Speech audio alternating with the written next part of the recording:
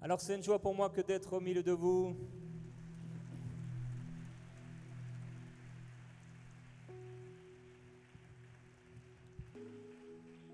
Alors j'aime la Guadeloupe. Le soleil est fort en Guadeloupe. Il tape. Et d'ailleurs la dernière image que vous avez vue là sur le scooter des mers, c'était chez vous. C'était en Guadeloupe.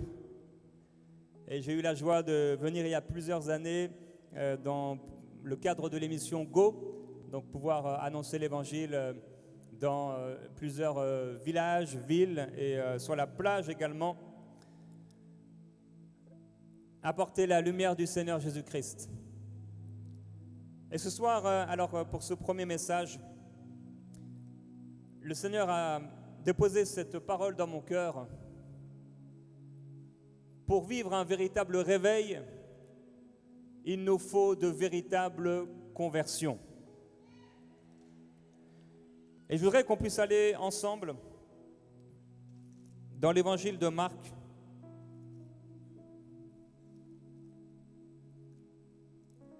Lorsque les disciples ont été touchés par le Seigneur et qu'ils étaient à Jérusalem, ils ont commencé, les apôtres, à prêcher l'évangile.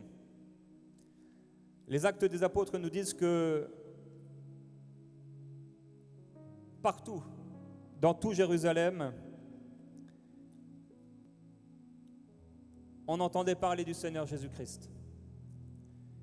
Et à l'époque, la ville de Jérusalem comptait à peu près 5 fois moins d'habitants que la Guadeloupe tout entière. Alors si Dieu, avec une poignée d'hommes, a pu faire briller l'évangile de gloire dans la ville de Jérusalem qui comptait, certains disent 50, 80 000 habitants, Dieu peut le faire avec nous, Dieu peut le faire avec vous. Et que cette île soit connue en effet, non pas à cause du tourisme, des palmiers, du soleil, des plages, du rhum, mais à cause du nom de Jésus-Christ et de ce qu'il fait au milieu de vous. Marc chapitre 5, verset 1. Ils arrivèrent, donc Jésus et les disciples, sur l'autre rive de la mer, dans le pays de Gadara. Aussitôt que Jésus eut débarqué, un homme sortant des tombeaux et possédé d'un esprit impur vint au-devant de lui. Il avait sa demeure dans les tombeaux et personne ne pouvait plus le lier, même avec une chaîne. Car souvent il avait eu les fers aux pieds et avait été lié de chaînes, mais il avait rompu les chaînes et brisé les fers et personne n'avait la force de le dompter. Il était sans cesse nuit et jour dans les tombes et sur les montagnes, criant et se meurtrissant avec des pierres. Il vit Jésus de loin, accourut et se prosterna devant lui et s'écria d'une voix forte: « Que me veux-tu, Jésus, fils du Dieu très haut ? Je t'en conjure, au nom de Dieu, ne me tourmente pas. » Car Jésus lui disait: « Sors de cet homme, esprit impur. » Et il lui demanda: « Quel est ton nom ? » « Légion est mon nom, lui répondit-il, car nous sommes plusieurs. » Et il le suppliait instamment de ne pas les envoyer hors du pays. Or, il y avait là près de la montagne un grand troupeau de pourceaux en train de paître, et les démons supplièrent Jésus en disant: « Envoie-nous dans ces pourceaux, afin que nous entrions en eux. » Et il le leur permit. Et les esprits impurs sortirent, entrèrent dans les pourceaux, et le troupeau se précipita du haut de l'escarpement dans la mer. Il y en avait environ 2000 et ils se noyèrent. Ceux qui les faisaient paître s'enfuirent et répandirent la nouvelle dans la ville et dans les campagnes. Les gens allèrent voir ce qui était arrivé. Ils vinrent auprès de Jésus et virent le démoniaque, celui qui avait eu la légion, assis, vêtu et dans son bon sens, et ils furent saisis de crainte. Il n'y a rien d'impossible à Dieu. Jésus-Christ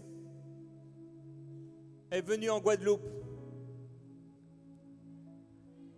Et le même Jésus-Christ qui s'est révélé et manifesté à Gadara pour la libération et la délivrance d'un homme, c'est le même Jésus qui marche au milieu de nous et qui marche sur les ruelles et les rues et sur les plages de Guadeloupe pour manifester sa puissance et chercher des hommes et des femmes qui vont en partenariat avec lui pouvoir à leur tour libérer, délivrer ceux qui sont sous le joug de l'esclavage.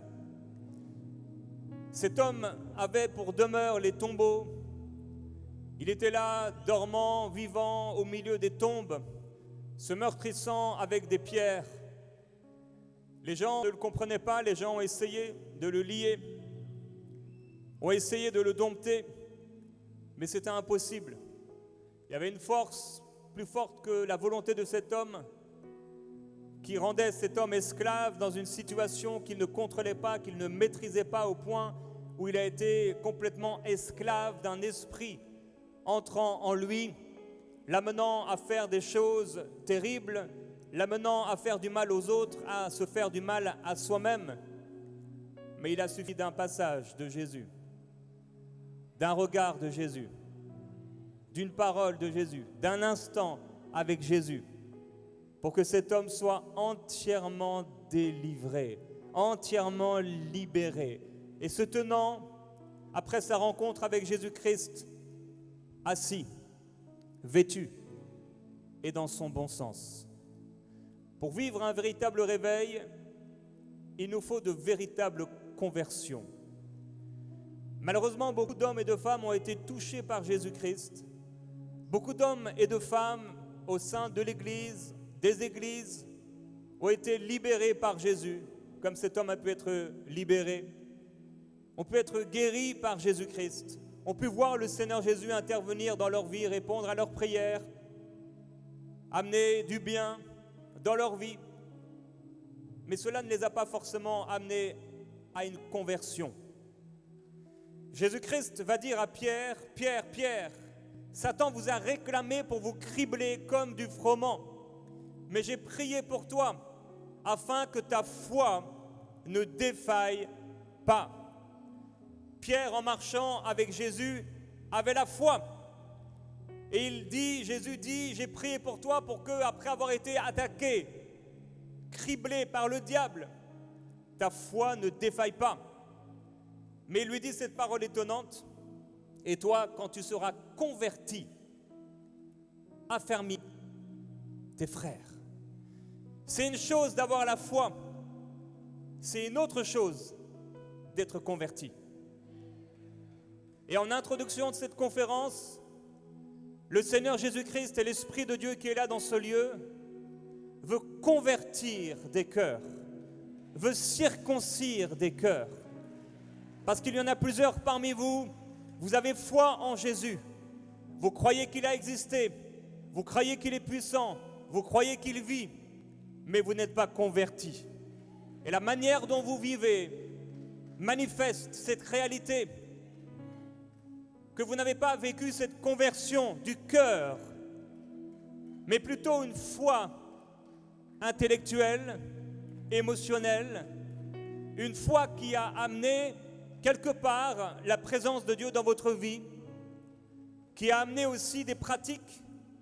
Vous avez la Bible, peut-être même plusieurs Bibles, vous avez peut-être un calendrier biblique que vous lisez tous les jours, vous allez à l'église, peut-être régulièrement ou dans un groupe de maison, vous priez quand vous y pensez avant de manger. Mais il est possible que toutes ces choses n'aient jamais amené et provoqué en vous une véritable conversion. Quand un homme rencontre Jésus-Christ, cet homme est tout à coup affranchi, libéré du péché. Il devrait y avoir, comme cet homme possédé de Gadara, un avant et un après, au point où lorsqu'on te voit, tu es méconnaissable. Quelqu'un qui a vraiment rencontré Jésus-Christ est une personne méconnaissable. Quand on le rencontre, on ne comprend pas ce qui s'est passé, mais on voit qu'il s'est passé quelque chose. Je prie que la Guadeloupe puisse passer par cette conversion.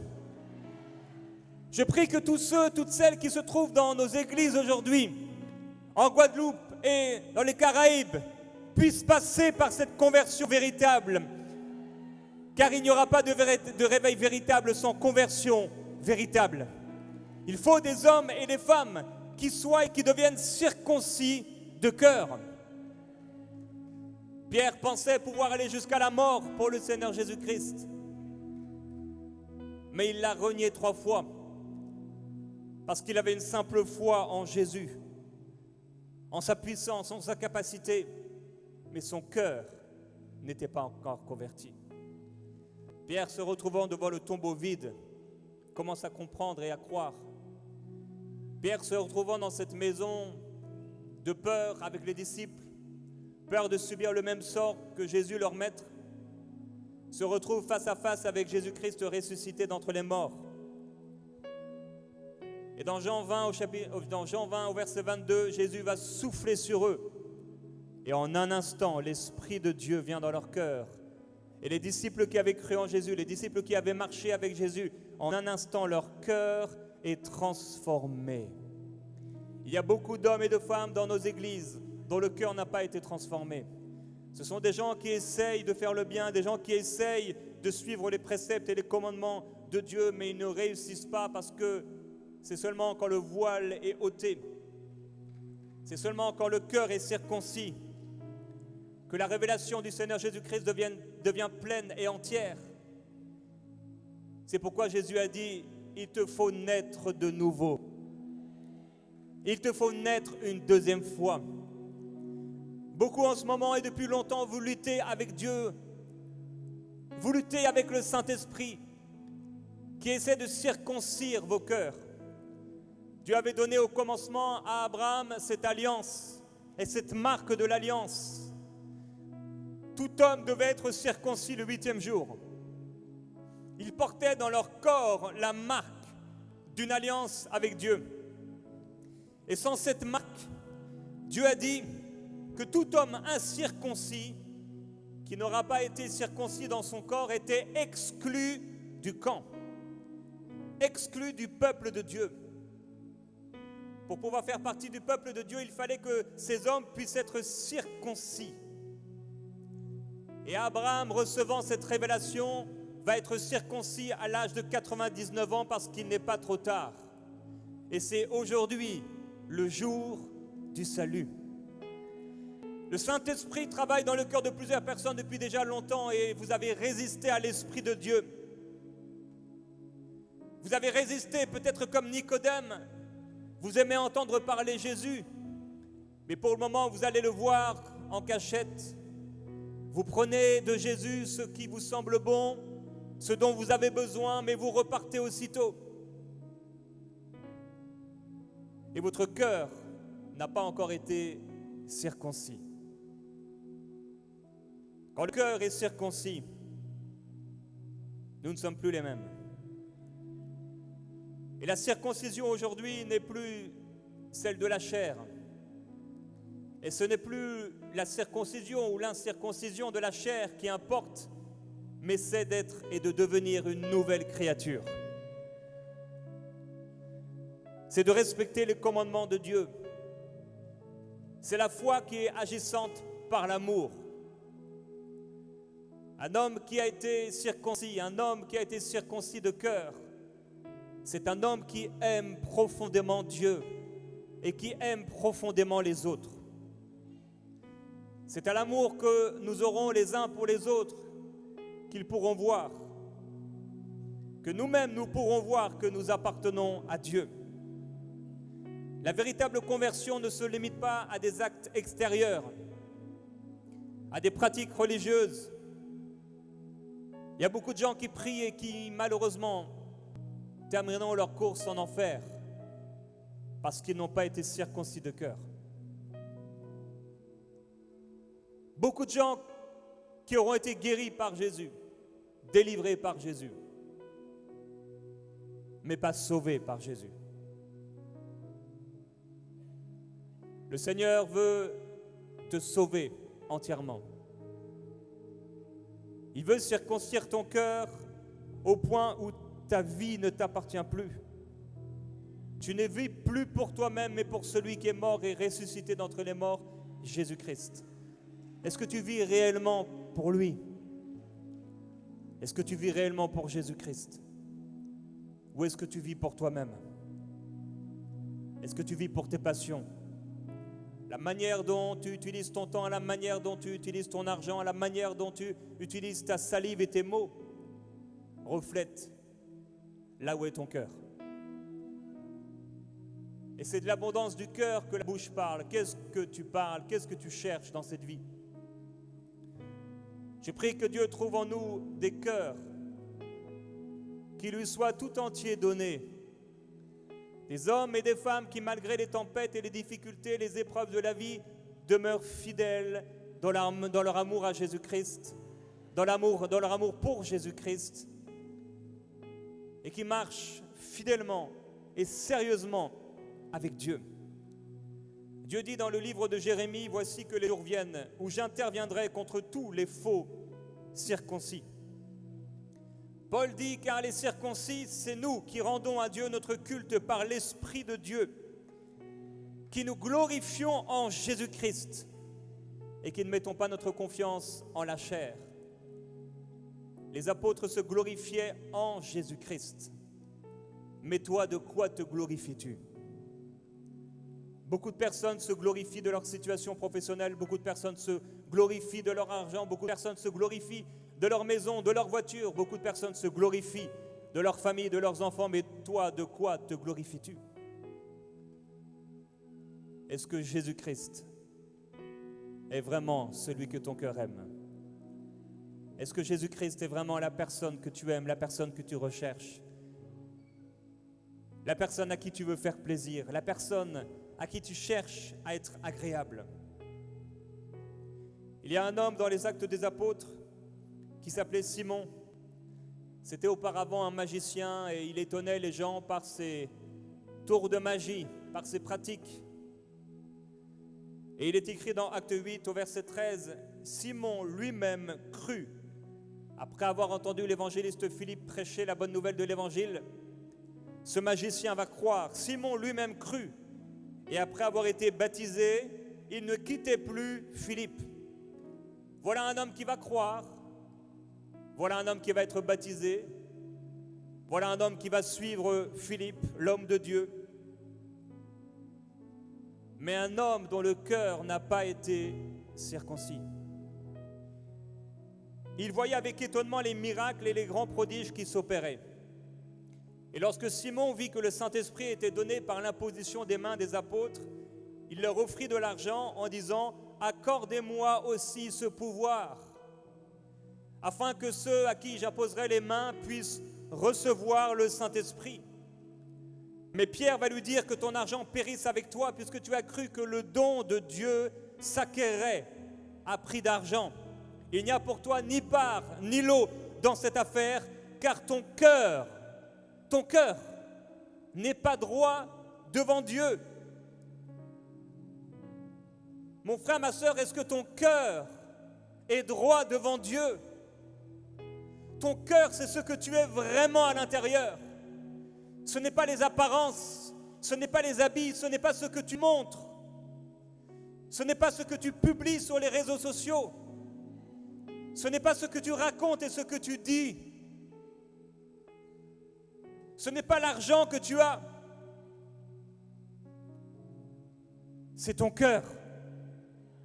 Ton cœur, c'est ce que tu es vraiment. Où est ton cœur? Ton cœur est-il pur devant Dieu? Ton cœur est-il agréable à Dieu? Vois un homme qui croit, un homme qui passe par les eaux du baptême, un homme qui commence à suivre l'homme de Dieu, mais dont le cœur n'est pas droit devant Dieu.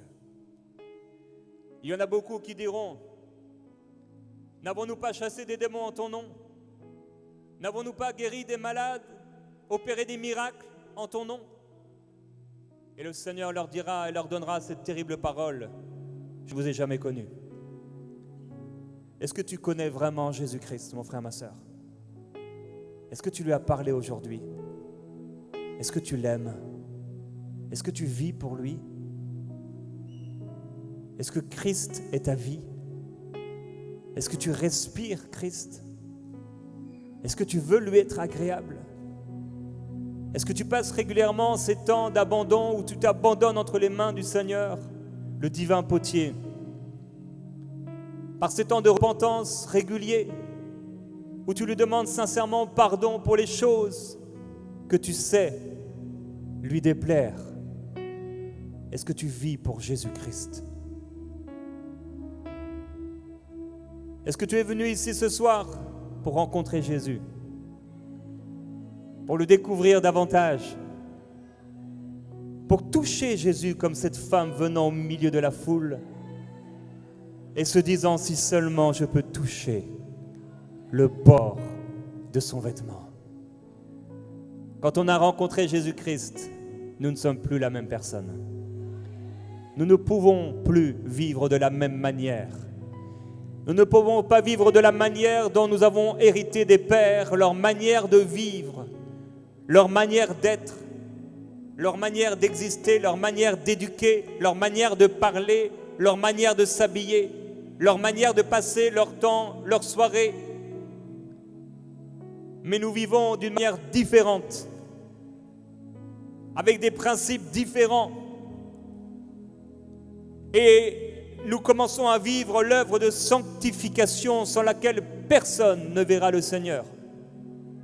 Dieu t'appelle à être saint pour lui. Dieu t'appelle à être pur pour lui. Ton cœur est-il droit devant Dieu? Si Jésus venait maintenant, as-tu l'assurance que ton cœur est droit devant Dieu? Que ton cœur est pur devant celui que tu dis aimer? L'apôtre Paul dit, je n'ai rien sur ma conscience. Quelle grâce extraordinaire de ne rien avoir sur la conscience. Quelle paix magnifique, incroyable, que d'être dans cette relation intime avec Jésus-Christ et d'être en paix avec Dieu. Le cœur concis, le cœur changé, transformé, une vie livrée à Dieu en sacrifice. Que votre vie soit une vie livrée à Dieu en sacrifice de bonne odeur. Que tout votre être, l'esprit, l'âme et le corps soient conservés irréprochables jusqu'à l'avènement du Seigneur Jésus-Christ. C'est l'Esprit de Dieu qui le fera, mais il le fera dans un cœur qui s'est donné à lui. Ton cœur est-il droit? Alors il dit à Simon, ton cœur n'est pas droit devant Dieu. Repens-toi donc de ta méchanceté et prie le Seigneur que la pensée de ton cœur te soit pardonnée si cela est possible. Car je vois que tu es dans un fiel amer et dans les liens de l'iniquité. Et Simon répondit, priez vous-même le Seigneur pour moi, afin qu'il n'arrive rien de ce que vous m'avez dit. Priez vous-même pour moi. Combien d'hommes et de femmes ne parviennent pas à cette conversion parce qu'ils s'attendent à ce que les autres prient eux-mêmes pour eux. Ils sont constamment tournés vers la force de la foi qui se trouve en l'autre. Mais pour venir à Jésus-Christ, il faut soi-même prier. Et comme cet homme possédé de Gadara, se jeter à genoux et invoquer celui qui a été établi par le Père, Seigneur des Seigneurs, Jésus-Christ, le Fils de Dieu. Et il a dit qu'il ne rejetterait pas celui qui vient à lui. Aujourd'hui, Dieu veut sauver le cœur d'un homme. Il veut sauver le cœur d'une femme. Il y a ici plusieurs maris, plusieurs épouses. Vous accompagnez votre conjoint. Et vous regardez cela de loin. Vous avez accompagné parfois ou c'est la première fois. Votre épouse, votre époux, mais votre cœur ne lui appartient pas. Il y a plusieurs jeunes femmes, jeunes hommes, vous êtes là ce soir. Mais votre cœur n'appartient pas à Jésus-Christ. Et vous attendez, mais c'est aujourd'hui le jour du salut. C'est aujourd'hui où l'Esprit de Jésus-Christ veut faire une œuvre dans votre cœur de circoncision, afin que vous portiez la marque la marque de Jésus-Christ. Et qu'au jour du retour du Seigneur Jésus-Christ, vous n'ayez pas à rougir d'avoir eu des pratiques religieuses, mais un cœur qui ne lui plaisait pas, un cœur qui ne lui appartenait pas. Est-ce que ton cœur lui appartient? Il a dit, priez vous-même, parce que cet homme n'avait pas de relation intime avec Jésus. Cet homme n'avait pas de communion personnelle avec Jésus. Depuis combien de temps tu n'as pas parlé à Jésus de tout ton cœur, comme on parle à un ami? Depuis combien de temps tu lui parles avec des apparences, avec une espèce de façon de parler, peut-être qu'on t'a inculqué. On t'a dit il faut parler, ou tu as vu les gens parler à Dieu de cette façon-là. Mais ce que Dieu veut, c'est ton cœur. On ne peut pas faire semblant avec lui.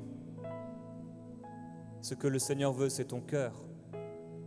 C'est ta vie livrée, donnée. J'ai prié ce soir que quelqu'un puisse se convertir. Pierre va nous dire, si après s'être retiré des souillures du monde, par la connaissance du Seigneur et Sauveur Jésus-Christ, ils s'y engagent de nouveau et sont vaincus, leur dernière condition est pire que la première. Car mieux valait pour eux n'avoir pas connu la voie de la justice que de se détourner après l'avoir connu du saint commandement qui leur avait été donné. Il leur est arrivé ce que dit un proverbe vrai. Le chien est retourné à ce qu'il avait vomi, et la truie qui avait été lavée s'est vautrée dans le bourbier. Plusieurs personnes sont là ce soir et vous êtes semblables à ce chien. Vous êtes retournés à ce que vous avez vomi autrefois. Vous vivez les mêmes travers, les mêmes péchés qu'avant avoir connu Jésus-Christ. Plusieurs personnes sont dans ce lieu et vous vivez dans l'impudicité. Vous vivez comme quelqu'un qui n'a jamais rencontré Jésus-Christ.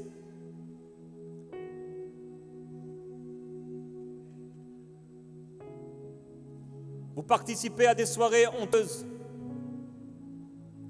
Vous offrez votre corps pour un peu de reconnaissance, pour un peu d'argent. Plusieurs personnes sont dans ce lieu et vous avez trahi l'alliance. Vous avez trahi l'alliance du mariage. Vous avez trahi vos parents. Vous avez trahi vos enfants. Et pourtant, vous avez connu Jésus. Et pourtant, peut-être comme Simon, vous avez été baptisé. La crainte de Dieu devrait être si grande dans notre cœur que nous ne pouvons pas vivre comme quelqu'un qui ne connaît pas Jésus, comme quelqu'un dont le péché n'a pas été lavé. Plusieurs personnes sont dans ce lieu et vous avez la haine dans votre cœur, l'amertume contre quelqu'un qui vous a fait du mal. Et vous vivez avec cela dans votre cœur. Et vous refusez de pardonner. Car dans votre chair, vous ne trouvez pas la capacité de le faire. Et le diable présente, et vous présente, semaine après semaine et mois après mois, ce qu'on vous a fait, répétant inlassablement les paroles, lui, l'accusateur des frères. Et votre cœur, qui pourtant avait été circoncis, est en train de s'endurcir, peu à peu. Plusieurs personnes sont dans ce lieu, et vous tombez encore et encore dans la pornographie, souillant vos yeux, souillant vos âmes, souillant vos corps. Mais celui que le Christ a franchi est réellement libre. Ton cœur est-il droit devant Dieu? Plusieurs sont dans ce lieu ce soir et vous avez des addictions. Vous ne pouvez pas vous empêcher de boire. Vous trouvez toute occasion pour pouvoir boire. Quand vous avez des invités à la maison, vous buvez plus qu'il ne faut. Vous buvez avant que les invités arrivent. Vous buvez plus que vos invités. Et vous continuez après. Plusieurs ont des addictions à la drogue, à la cigarette. Et vous ne savez pas comment vous en défaire. Ce possédé de Gadara était esclave. Et même s'il avait réussi à se libérer de ces chaînes, les chaînes qu'on lui avait mises à ses pieds, à ses mains, son cœur était sous la domination satanique d'un esprit impur. Cet homme souffrait. Son cœur souffrait profondément. Il était incompris. Personne ne le comprenait. Il était rejeté. Personne ne l'aimait.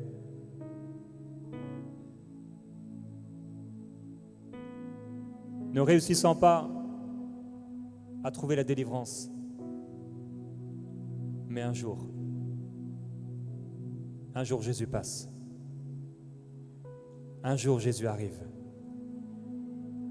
Il n'y a personne qui ne peut trouver Jésus. Oppressé, obsédé ou possédé, tout homme qui cherche Jésus peut le trouver. Quelle que soit la forme de péché qui t'a enveloppé, si tu veux vraiment rencontrer Jésus-Christ et vivre pour lui, aucun démon de l'enfer, aucun esprit impur, aucune malédiction, aucun péché ne peut t'empêcher de venir à Jésus-Christ et d'être délivré. Cet homme a couru vers Jésus-Christ et s'est prosterné aux pieds de celui qui seul pouvait le libérer. On voyait ce que cet homme faisait, l'apparence de cet homme, les actions de cet homme. Mais il y a une chose que personne n'a vue et que Jésus, lui, a vue. C'était le cœur de cet homme. Le Saint-Esprit, peut-être ce matin-là, avait réveillé l'esprit de Jésus. Peut-être cette nuit, la nuit précédente, Jésus avait eu un rêve, une vision. Peut-être un ange lui était apparu ou le Père lui avait parlé en lui disant « Il faut que tu ailles aujourd'hui dans le pays de Gadara parce qu'il y a un homme, même deux, qui a besoin de délivrance et son cœur me cherche. » Parfois, on voit des gens et on ne réalise pas que leur cœur cherche Dieu. Ta présence dans ce lieu vient révéler que quelque part tu cherches Dieu. Et quand Jésus, celui que le cœur de cet homme cherchait, est descendu de la barque, car il est descendu, le Fils de Dieu, comme une faible plante, comme une racine qui sort d'une terre assoiffée. Il n'avait ni apparence ni beauté pour que nous le regardions. Le châtiment qui nous donne la paix est tombé sur lui. Et c'est par ses meurtrissures que nous sommes guéris. Le Fils de Dieu descendant sur la terre, se révélant à un homme, traversant la mer pour libérer un homme. C'est le même Jésus-Christ qui a donné sa vie pour ce soir transformer ton cœur, et faire de toi non un chrétien, mais faire de toi une nouvelle créature, transformant ton cœur, afin que tu ne vives plus pour toi-même, mais pour lui, afin que le but de ta vie, la recherche de ton cœur, ce ne soit pas les biens matériels, ce ne soit pas les richesses de ce monde, mais c'est Jésus-Christ. M'approcher de Dieu, c'est mon bien. Je veux le connaître. Je veux vivre Christ, être habité par Christ, être rempli par Christ et par l'Esprit de Christ. Paul dit, mon but c'est de le connaître, lui. Participer à la communion de ses souffrances et à la puissance de sa résurrection. Combien d'hommes et de femmes aux premières souffrances ont fait demi-tour et sont retournés dans le bourbier alors que Jésus les avait lavés. Mon frère, ma sœur, aujourd'hui, Jésus-Christ ne te condamne pas comme il n'a pas condamné cette femme adultère, mais il te dit, va et ne pêche plus. Il a guéri cet homme paralytique à la piscine de Bethesda. Cet homme a été guéri, sa vie transformée, mais le cœur de cet homme n'a pas été changé. Jésus lui a demandé une chose, va te présenter au sacrificateur. Et retrouvant cet homme quelque part, disant à cet homme, va, ne pêche plus de peur qu'il ne t'arrive quelque chose de pire. Et cet homme allant rencontrer les ennemis de Jésus, disant aux ennemis de Jésus, c'est Jésus qui m'a guéri le jour du sabbat. Voilà un homme guéri. Voilà un homme délivré de la maladie. Mais voilà un homme dont le cœur n'a pas été sauvé. Tes actions reflètent si ton cœur est converti ou pas. Où est ton cœur? Vers quoi se dirige-t-il? Est-ce que ton cœur soupire après Jésus? Est-ce que tu l'aimes sincèrement? Paul dit, nous aimons mieux quitter ce corps et demeurer auprès du Seigneur.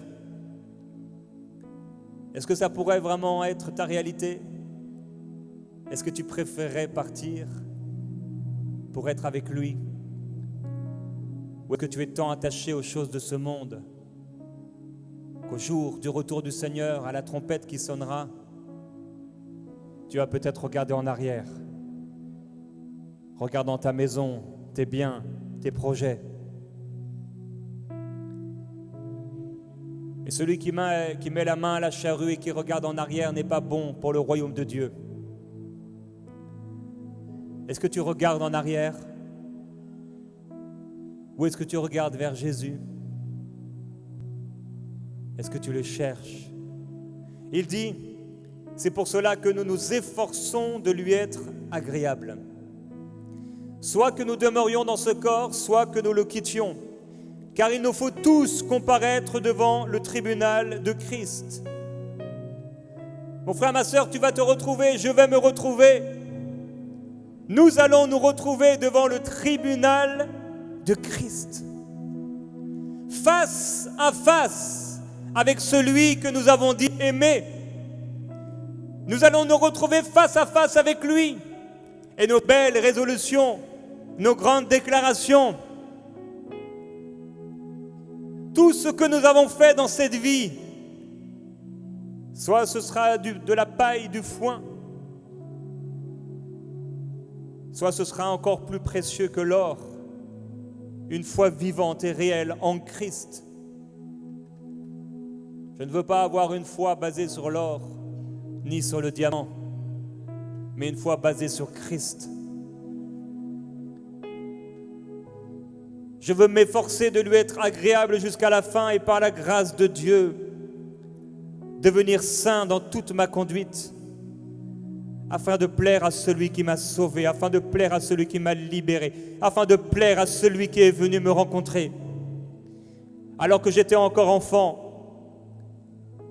et grandissant, connaissant Jésus, menant une vie qui n'était pas et qui ne reflète pas celle d'un disciple, Jésus-Christ encore avec son amour, revenant encore avec son amour, encore avec sa compassion, jusqu'à circoncire mon cœur réellement, et jusqu'à ce que ma vie réellement soit livrée, et que ce ne soit plus l'apparence des connaissances intellectuelles de qui est Jésus, de sa parole. Paul dit, il est mort pour tous afin que ceux qui vivent ne vivent plus pour eux-mêmes, mais pour celui qui est mort et ressuscité pour eux. Et si quelqu'un est en Christ, il est une nouvelle créature. Les choses anciennes sont passées, voici toutes choses sont devenues nouvelles. Aujourd'hui, je voudrais faire un appel. Tu es dans ce lieu ce soir et tu ne connais pas vraiment Jésus-Christ. Ton cœur n'a pas été circoncis. J'aimerais qu'on puisse fermer nos yeux dans un instant, moment de prière.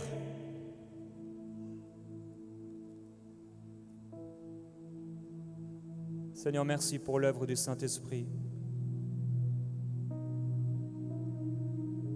Tu vois cet homme, cette femme, depuis trop longtemps résistant. Mais ce soir, tu as décidé que c'était le soir de sa délivrance. Si tu es dans ce lieu ce soir, et si tu mourrais aujourd'hui, tu n'as pas la conviction que tu seras accepté, accueilli par Jésus. Mais aujourd'hui, tu veux prendre la résolution, non pas avec tes efforts personnels, mais en mettant toute ta confiance en Jésus-Christ. Tu veux recevoir la vie éternelle. Et Christ changer ton cœur pour parvenir à une véritable circoncision de cœur et devenir une nouvelle créature. Et jusqu'à aujourd'hui, tu n'es pas une nouvelle créature. Si tu es dans ce lieu, j'aimerais que tu te lèves là où tu es.